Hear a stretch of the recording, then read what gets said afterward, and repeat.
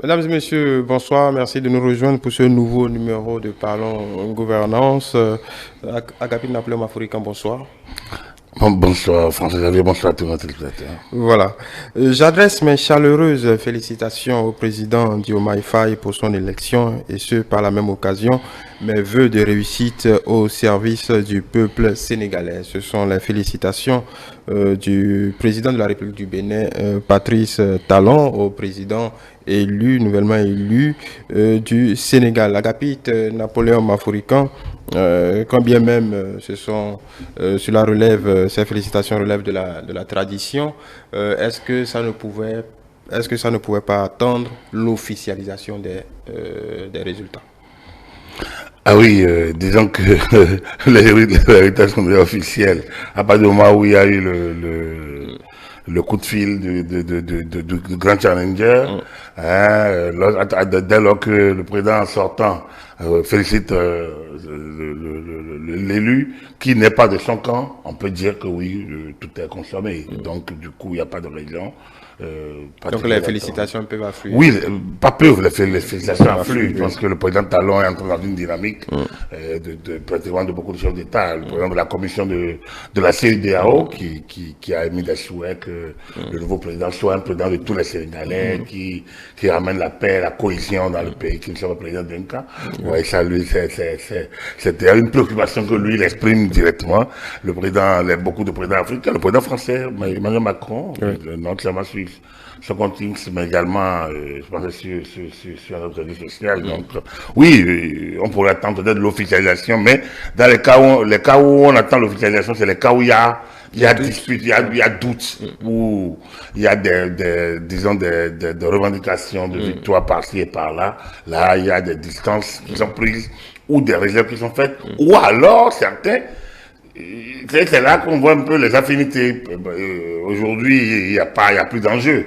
L'élection est consommée, donc il n'y a plus de soucis. Mais il y a des moments où les deux camps revendiquent la victoire. Et lorsque vous voyez un camp féliciter un autre, et là, vous voyez, je me rappelle en 2011 au Bénin, lors du chaos de Boniaï, alors que le camp Luyenne se débattait encore, l'Union africaine a félicité le président élu. Dès que la Cour constitutionnelle a proclamé, mais il a fallu attendre que la Cour constitutionnelle proclame. Mais dès que la Cour a proclamé, l'Union africaine avait Jean Ping, qui était à l'époque le président de la Commission africaine. Alors, pour le nouvel élu, c'est toujours... Ça tient lieu de reconnaissance.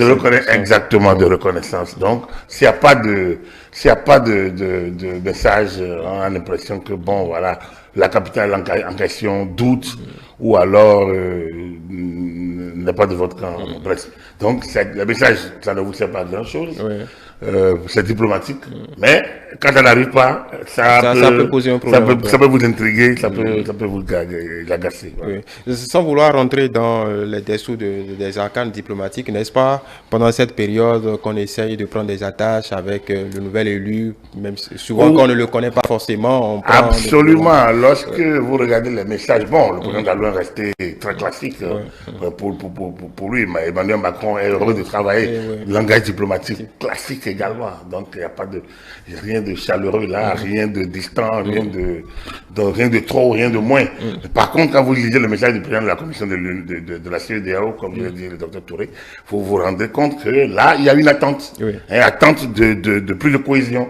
L'attente que le président élu travaille pour rassembler tout ce qui s'est éparpillé durant la campagne, durant les temps qui ont précédé les élections. Donc, voilà. Vous voyez, donc, il y a ces moments-là, effectivement, où on passe un message, et où peut-être on cherche des garanties, où on s'annonce aussi, bon, voilà, le peuple Inc, et vous, souhaiterait vraiment continuer dans le même sens. Bon, donc, on place effectivement... On envoie des émissaires aussi. On envoie des émissaires. Bon, les émissaires, ce n'est pas que pour tout de suite. Les émissaires pourraient... disons, intervenir. Parfois, ce message, le président Talon, par exemple, a écrit sur son compte X. Alors, dans certains cas, l'ambassadeur en place va porter le message. Donc, vous voyez, depuis hier, le nouveau président Faye doit aménager un temps dans son domicile ou dans son bureau, ça dépend s'il a un bureau ou s'il est de campagne, pour recevoir les personnalités. Et là, que ce soit du corps constitué, mais surtout du monde diplomatique. Et c'est là que ces messages qu'on lit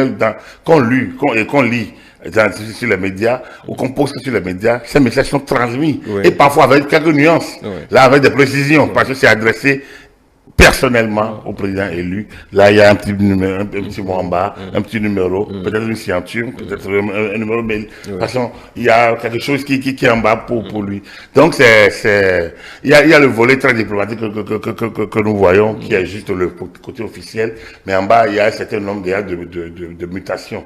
Le Sénégal est un pays charné, bien positionné du point de vue de la mer. Le Sénégal est une vieille démocratie. Le Sénégal est une voix qui compte au niveau de la CEDEAO de l'UEMOA. Le Sénégal est tout simplement un pays avec lequel il faut compter. Donc, personne ne veut avoir ce problème-là. Et le Sénégal a des problèmes globalement avec personne également. Donc, disons que c'est logique, c'est normal qu'il y ait et ça se fasse ainsi. Voilà. Maintenant, revenons aux spécificités de cette élection. On a pu le constater. Il y a beaucoup de réformes chez nous, mais au Sénégal, on se croirait revoir le Bénin d'antan. Pour cette élection, on a eu plus d'une dizaine de candidatures, 17 je crois. On a revu à la télé, peut-être avec émotion et étonnement, les feuillets par candidat. Il n'y a pas eu de feuillet unique, de fiches de candidature unique, mais comme ceux qui ont voté encore il y a plus d'une dizaine d'années ici, on prend feuillet par feuillet et on choisit dans l'une. Qu'est-ce que ça vous inspire? Non, c'est vrai que quand vous regardez ça, mais bon, disons, moi je connais un peu la situation sénégalaise, oui. Mais quand vous regardez ça, vous vous dites, ben voilà une belle démocratie. Moi, je pense que, en fait, pourquoi pas, parfois je suis nostalgique effectivement de ces feuillets que nous oui, je ne voulais pas dire nostalgie, mais oui, bon. Parfois je le suis, parfois, mais ouais, ici, M. Kekou a l'habitude de dire, bon voilà, nous travaillons à être intelligents diaboliquement. Bon, l'autre parle de béninoiserie, l'autre parle de la rouerie à la béninoise, l'autre parle de la ruse peut-être et de la rage. Je ne sais pas si ces vocables nous caractérisent beaucoup plus et peut-être nous éloignent aussi de la confiance mutuelle que nous devons avoir. Vous voyez, parce que en réalité, au Sénégal, je pense que c'est le ministère de l'Intérieur qui continue. Je pense qu'il y avait un organe. Il y a une direction générale des élections. Non, je pense qu'il avait même un organe, une sorte de Sénat ou Sénou, enfin de CENI, qui était plutôt des observateurs. Il me semble, je ne sais pas si ça continue encore, mais le Sénégal, je pense que nous devons travailler un peu. Ouais, quand on parle d'échanges d'expérience, plutôt des voyages d'études, je pense que les nôtres, nos politiciens peuvent aussi aller voir ce qui se passe. Le Sénégal, c'est une vieille démocratie, je l'ai dit, depuis même que la crise a commencé, espérant que cette démocratie ne va pas exploser. Donc, c'est heureux. C'est vrai que parfois, ils nous mettent un peu les nez à rude épreuve, parce que c'est un pays quand même, quand ça pète à Dakar et autres, voilà, ça va dans tous les sens, même le sang coule. C'est une démocratie particulière, mais une démocratie admirable. Et donc, lorsque vous regardez que le ministère de l'Intérieur peut continuer à organiser les élections, lorsque vous regardez que les bulletins peuvent ne pas être uniques, lorsque vous regardez un peu ces choses, vous vous dites, mais on peut le faire. On peut le faire. Et ça, c'est ça qui montre que vous êtes un État. On n'a pas besoin de multiplier les commissions. On n'a pas besoin disons, multiplier des conditions de surveillance. Non, il y aura de la surveillance, mais l'État est l'État. Et on doit faire confiance à l'État. Et s'il a des failles, on peut dénoncer, aller aux voies de recours et s'abstenir et accepter les délibérations finales de ces voies de recours. En réalité, on doit pouvoir avancer vers ces niveaux-là. Parce que ne pas avancer vers ces niveaux pose un problème de confiance. Et si on ne se fait pas confiance, on ne peut rien bâtir dans du durable. Les Sénégalais ne font pas une confiance à la Candide de Voltaire. Non, ils sont assez... Non, le ministère de l'Intérieur fait l'objet de beaucoup de critiques depuis le début de... Ils sont assez éveillés, ils mettent la pression, ils font... Mais l'État reste l'État. Et ça, d'ailleurs, regardez un conseil constitutionnel qui n'est pas a priori défavorable au président. Mais, et puis après, vous avez vu comment ça a évolué. Bon, donc, je pense que quelque chose, on ne peut pas dire que c'est pas parfait, il y a des choses à corriger. Mais je pense qu'il y a que nous, un peu quand on se regarde, on a sans doute à profiter, à exploiter un peu ces modèles-là, à expliquer que nous aussi c'est possible, pour peu qu'on se fasse confiance en disant que bon voilà, on ne peut pas tout gagner. Et quelqu'un qui prend des risques et qui se met devant, parfois, peut profiter de sa position de devant, mais également aussi, il paye parce qu'il est devant. Donc, on doit pouvoir savoir le juste milieu, à apprécier pour le bien public. Je pense que oui. Bon, selon certains théoriciens, le bulletin unique est une avancée. Moi, je trouve que tout est relatif. Chaque peuple a son modèle. Donc, je ne rejette pas nos modèles.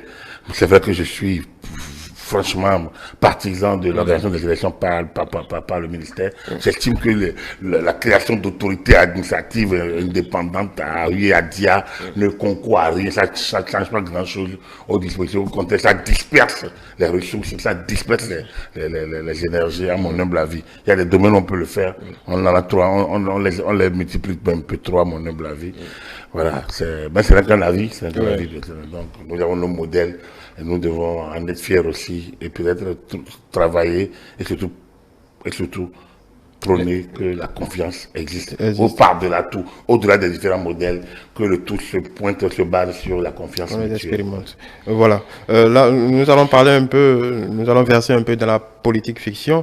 Comment vous entrevoyez, je vous avais posé la question hier, la collaboration Faye-Sonko. Vous l'avez dit hier, on ne gouverne pas à deux. Pendant la campagne, ces deux leaders ont déjà imagé une architecture, Sonko Premier ministre, Faye président. Est-ce que ça vous semble... Je vais dire quelque chose. Si moi j'étais Sonko, je ne le suis pas. Oui. Bien, donc au moins tout est clair. Je ne suis même pas sénégalais. Je ne suis pas le cœur, mais je ne le suis pas du tout. Donc je ne suis pas sénégalais. Alors, si j'étais Sonko, je me contenterais d'un bon poste de conseil spécial du chef de l'État que de Premier ministre. Honnêtement, je préfère être là, le conseiller. S'il veut, il prend. S'il ne veut pas, il ne prend pas. Bon, voilà, et on garde. Pourquoi? Parce que vous imaginez qu'à cette position, il y aura forcément matière à conflit. Parce que l'autre Premier ministre, dans le système, c'est quand le Premier ministre, ne doit pas être que son collaborateur. Quand Sarkozy dit que le Premier ministre est son collaborateur, les gens ont tout le monde a caqué les coups. François Fillon, oui. Mais c'est pas faux, c'est son collaborateur. Mais attends, il y a une relation pyramidale. Et entre le Premier ministre et le Président de la République, la relation, elle n'est pas horizontale, elle est verticale. Que ce soit dans l'opposition, même en cohabitation, la relation est verticale. Après, oui, il y a des choses que le président de la République ne peut pas imposer au Premier ministre en situation de cohabitation. Mais la situation de cohabitation est une situation exceptionnelle. Sinon, la Constitution de la 5e République française, la Constitution de 58-61, n'a pas été érigée pour que... Favoriser la cohabitation. Pour que le Premier ministre soit une institution totalement indépendante et vole des airs, de ses ailes, non. Donc... ici, au Sénégal, le Sénégal s'est inspiré énormément des systèmes français. Et donc, le Premier ministre sera le collaborateur du chef de l'État. Il va conduire l'action du gouvernement. Bon, même si on dit le collaborateur, en fait, c'est une institution, le Premier ministre. Donc, il va former le gouvernement, il va négocier ça. Lui, il y aura des gens qui le souhaiteraient, l'autre va dire non. Alors, donc, dans un gouvernement, peut-être que l'autre a un affaire.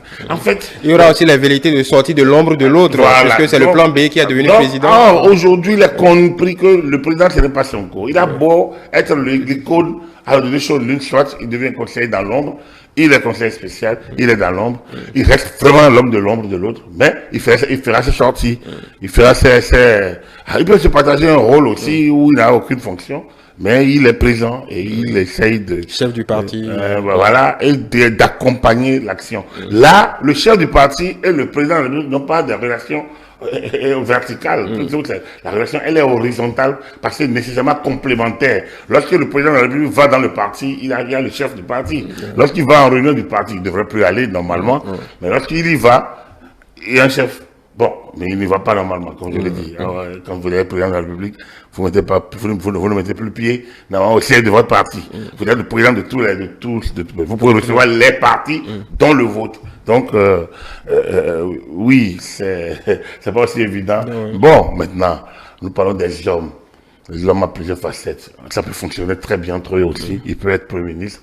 Et ça peut très bien fonctionner. Comme il peut prendre une autre institution. Voilà. L'essentiel, c'est qu'ils travaillent pour le bonheur du peuple sénégalais. En fait, c'est ça. Leurs relations personnelles ne concernent pas, n'intéressent pas vraiment le Sénégalais lambda. Lui, il veut manger à sa faim, il veut sa sécurité. Il veut avoir les résultats. Il veut avoir ses résultats, il veut être heureux, il veut être heureux d'être sénégalais, fier d'être sénégalais, content d'être sénégalais. Et donc, pour ce faire, il faudrait qu'il ait accès à un certain nombre de facilités, de services de l'État. Et tant que l'État va le lui offrir, je pense que ça doit fonctionner. Voilà, du Sénégal, on reste toujours... On a le temps peut-être d'en parler plus lorsque on verra très dans leurs intentions. Et voilà. Nous restons toujours en Afrique de l'Ouest pour finir sur Parlons Gouvernance, en restant dans l'actualité, dans le feu de l'actualité, parce que le Togo a changé de constitution dans la nuit d'hier, et le moins qu'on puisse dire, c'est de l'ingénierie politique en puissance, une nouvelle nomenclature qui est proposée. Désormais, on a droit à un président du Conseil, chef de parti majoritaire qui est élu par le Parlement pour 6 ans, qui gouverne, conduit la politique du gouvernement, nomme aux fonctions civiles et militaires. Et dans le même temps, nous avons un président de la République au pouvoir symbolique qui symbolise l'unité nationale et la continuité de l'État, qui est élu aussi pour un mandat de 6 ans, mandat unique, mais qui ne gouverne pas. Voilà la nouveauté chez notre voisin. Qu'est-ce que... De l'Ouest. Alors, qu'est-ce qu'il faut dire?